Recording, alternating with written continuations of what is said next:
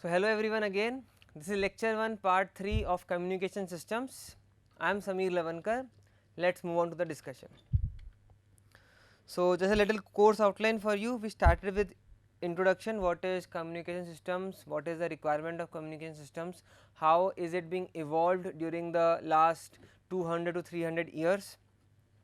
What are the elements of a communication system? We got to know what is a transmitter, what is a channel, what is a receiver, what is a transducer, how are the receiver signals are being required, how the transmitter signals are being required, what is a noise, a little bit about noise, just a single line about noise. And right now we are in the lesson 3, that is basic terminology used in electronic communication systems. We started with a transducer and now I was explaining to you what is a signal. In the next subsequent lecture, we will get to know everything about bandwidth of a signal, modulation, etc. Let us move on for now. So, basic terminologies used in electronic communication systems. In the last lecture, I explained to you what is a transducer. Today, we will move on with signal. So, iterating to you again what is a signal. So, an information converted in electrical form and suitable for transmission is called as a signal. Signals can be either analog or digital. So, now let me iterate to you what is an analog signal, what is a digital signal. What is an analog signal?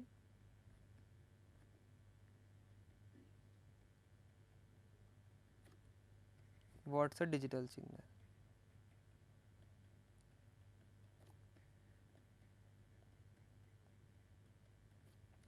So, please look here carefully.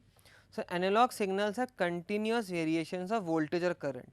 So, analog has variations. So, let us say the signals here are in the form of either voltage or current. They are essentially single valued functions of time, single valued function of the sign as in sine function, cos function examples. So, sine wave is a fundamental analog signal. So, if you can find a signal varying with time, let us say this, iterating to you the axes also, let us say the y x axis is a time frame and let us say the y axis is either voltage or current. So, it is a single valued function, it has a single value. So, for each time frame if the value obtained or if the function of the value obtained has a single value, it does not have two values, it does not have three values. Let us say I make a graph just to explain to you what does single valued function mean. Single valued function means, let us say I draw a graph like this and second I will iterate and second graph I will make as in like this. Let us say both are a function of time only. So, if I ask you at this instant, let us say the time frame is same, let us say this is t is equal to t only. So, in the right hand scenario at t is equal to t, the y axis has only a single value, it has only a single value. But in this case this y axis has 1, 2, 3 values. Let us say I talk about any other case, let us say I talk about this case here. This has 2 values here, this has a single value. So, it is a multi-valued function, it is a multi-valued function. So, because this cannot happen, because this is not required, because this leads to nothing but errors, that is why a single valued function is being used and hence this is the concept of single valued function. So, they are essentially single valued functions of time. Sine wave is a fundamental analog signal. All other analog signals can be fully understood in terms of their sine waves components. Sound and picture signals in TV are analog in nature. So, this is one of the typical example of analog signals. Sound and picture signals in TV are analog in nature. Let us move on to digital signals. So, digital signals are those which can take only discrete stepwise values, discrete as in different and stepwise as in steps. Binary system that is extensively used in digital electronics employ just two levels of a signal. 0 corresponds to a low level and 1 corresponds to a high level of voltage. Just to iterate to you what this line means, discrete stepwise values. Let's say I make a graph here. Let's say this is time frame. Let's say this is voltage frame. Let's say this is voltage frame. And now what I say to you is key at, let's say from time 0, let's say this is 5 seconds, this is let's say 10 seconds. So from 0 to 5 the value of voltage was 0, and at 5 there was a increase from voltage 0 to let's say voltage of 1 volt. Let's say for now we are explaining, I am using the explanation as in voltage 1 volts. So if we need to differentiate, let me change the color again. If we need to differentiate between this signal and this signal, I will say it to be different. So different is nothing but discrete. Stepwise is because these are steps, only. It can be either one form or another form. It can be either one form or another form. It can be either this value or that value. These are in steps only. There is no wavy nature, no difference nature. That's why it is known to be stepwise.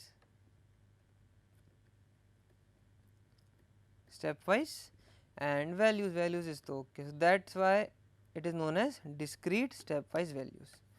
Now in the binary example is nothing but either 0 or either 1.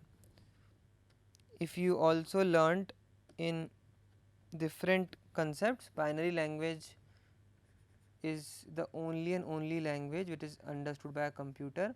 It has only two modes, either 0 or either 1. If we need to understand it electrically, what we say is 0 is nothing but no passage of current, no voltage is there, and 1 means there is passage of current or passage of voltage. So for me this is the 0 signal line, this is the 0 binary line, and this is the 1 binary line or 1 binary passage of information. So 0 corresponds to a low level, so for me this is a low level, and 1 corresponds to a high level of voltage or current. So this for me is high level.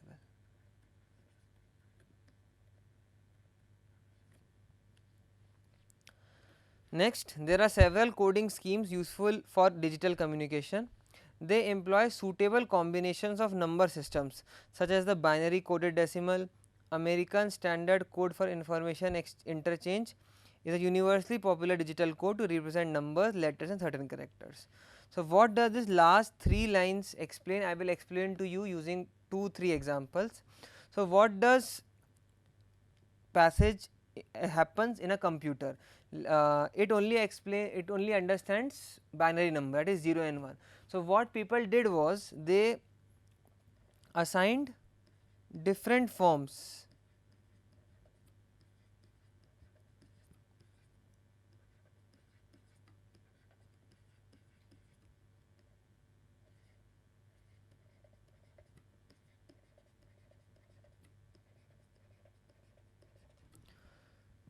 I will not go into detail of binary here. So these are some of the examples of how the information is being stored in computers. So everything here has is a different number. For this is a 0 here, this is a 1 here. So now mathematical calculation of understanding this binary form into our basic numerical form is a different thing. We won't go into detail of that concept. Boolean algebra is being used here, different concepts are being used for, but for now anything what computer stores in itself is nothing but an group of these all things. You may have heard the concept or word known as 32-bit computer or a 64-bit computer.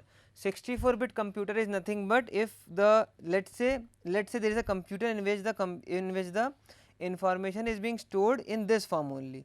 So then that computer is a 4-bit computer because only 4 bits are being used, 4-bit computer. So now just expanding this concept, so if there are 64 bits, so if the 0 is being inform to you or inform the computer as 0 written 64 times, then that is a 64-bit computer. Similarly, for 32-bit computer, if the 32 gaps are there and 0 is being put in everything, then that is a 32-bit computer. That is the difference between 32-bit computer and a 64-bit computer. So, it is quite evident that the 64-bit computer has a lot of information processing applicable to it. It has a strong core and it can be used for multiple more tasking than a 32-bit computer, because it can store information in its cache or in its memory, in its recent memory, much more than a 32-bit computer. So, this was a passage, or this was a application of how the binary or the computer understands its information. These are the signals for a computer. So, signal is also completed. Now, the next terminology is about a noise. What is a noise? Just to iterate to you, where was noise being implemented? So, this was the place where noise was being used. So, what is a noise? Noise is nothing but any distortion which happens. So, noise being is added to channel, and then the final information which the receiver receives is little distorted or it is corrupted. So, this is nothing but what is a noise.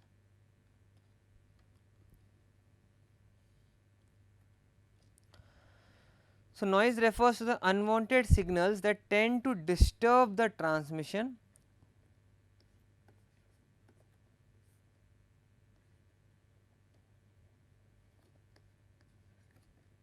let us say this is a transmitter, this is a receiver and this is a channel. So, noise refers to the unwanted signals, some of unwanted signals, either it can be form of wave signals, it can be form of voice signals, it can be electrical signals. So, these noises which refers to the unwanted signals that tend to disturb transmission. Quite evident, anything noise, if noise even comes between you and me, then you will not be able to hear the words clearly coming out of my mouth. So, noise is anything which disrupts or which corrupts the passage of information from me to you. Noise refers to the unwanted signals that tend to disturb the transmission and processing of message signals in a communication system. The source generating the noise may be located inside or outside the system. So, either it can be in the form of channel only, or it can be form of the people. Let us say I am the source, you are the receiver, and if I explain or I put here some large headphones, or let us say I put large speakers and generate noises from it, generate music from it, then that is also a piece of noise for you, because the information I want to explain to you clearly or which you want to grasp clearly can't be portrayed to you in its true self. So, the noise is here the speaker which is kept here, so that there is a disruption. Next, what is a transmitter? A transmitter processes the incoming message signal. So, as the main data or the main figure suggested before, the source was here, and then the transmitter processes the incoming message signal. After the transducer, it was an electrical signal. Let us say I write the electrical signal as ES here. So, it processes the incoming message signal so as to make it suitable for transmission through a channel and subsequent reception. So, it makes it into a suitable form so that it is easy to transfer. Next is a receiver. A receiver extracts the desired message signals from the received signals at a channel output. In the last lectures also we learnt about a receiver.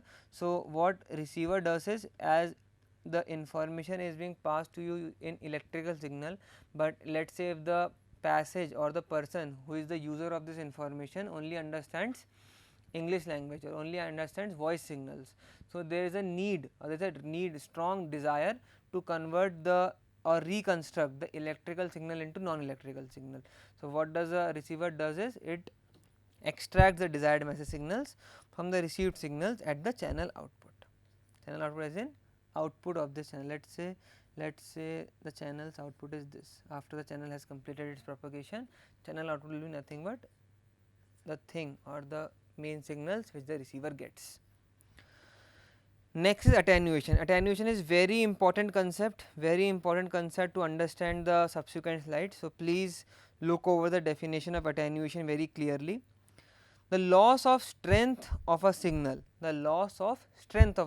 every signal has some strength. If the signal is being damped or the signal's propagation is being slowed down or it been increased, so there is a loss. the loss of strength of a signal while propagating through a medium. Medium can be a channel.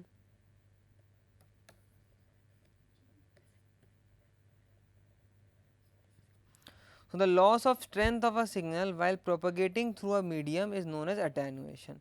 The loss of a signal while propagating through a medium is known as attenuation. So, this is known as attenuation. Let us move on to amplification. Amplification, as the name suggests, to amplify something, to increase the strength. Let us say I have the strength of 5 lbs, I increase it to 10 lbs, then this is nothing but amplification. So, it is a process of increasing the amplitude and consequently the strength of a signal. Just to iterate to you what is an amplitude, let us say I am using a sine wave to apply my signal concept here. Let us say this has amplitude of 5 units. Who does the amplification? An amplifier does the application.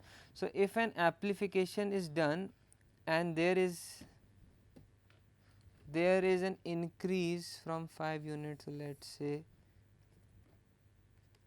50 units. So, there was a change in the amplitude. This was original amplitude, this is final amplitude. So, it is a process of increasing the amplitude and consequently the strength of a signal. So, that means if the amplitude is being increased, the strength is also increased.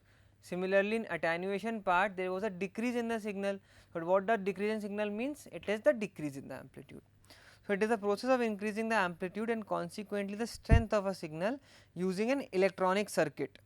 What is an electronic circuit here? Amplifier. So, amplifier is nothing but a device which is used to decrease the it is used to increase the amplitude and hence the strength. Next is amplification is necessary. When does it require? Why there is a need for amplification? So, amplification is necessary to compensate for the attenuation of the signal. Attenuation was decrease in the strength. So, decrease the strength, there is a need to increase the strength again, so as to get the information, passage of information clearly. So, amplification is necessary to compensate for the attenuation of the signal in communication systems. The energy needed for additional signal strength is obtained from a DC power source. So, there is a DC power source attached to an amplifier, it grasps the information, grasps the power from there and then it amplifies. How does it amplify? It increases the amplitude of the wave. Amplification is done at a place between the source and the destination, wherever signal strength becomes weaker than the required strength. Let us say this is the channel here, the wave was very right here, but at this portion what happened was the wave amplitude was attenuated. So, we will apply a amplifier at this portion and I will increase the amplitude again, so that it is again of the same proportions. So, this is one of the typical example of amplification. Who does the amplification? An amplifier does the amplification. Why there is a need for an amplifier? Because at many locations the signal gets attenuated. So, to remove this attenuation we do the amplification.